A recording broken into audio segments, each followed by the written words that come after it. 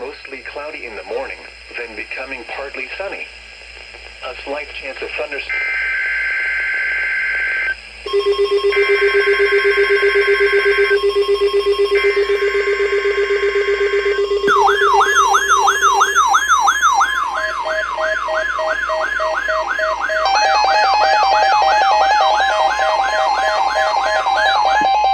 This is a test of NOAA Weather Radio's warning device. During potentially dangerous weather situations, specially built receivers are automatically activated to warn of impending hazards.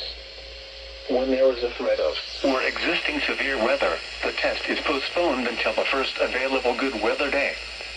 Reception of this broadcast and the warning alarm will vary at any given location. This variability, normally more noticeable at greater distances from the transmitter, may occur even though you are using a good quality receiver in perfect working order.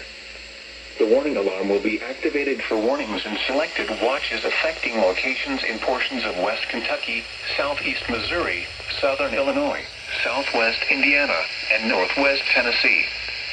This concludes this test of NOAA Weather Radio's warning device. We now return to our regular programming.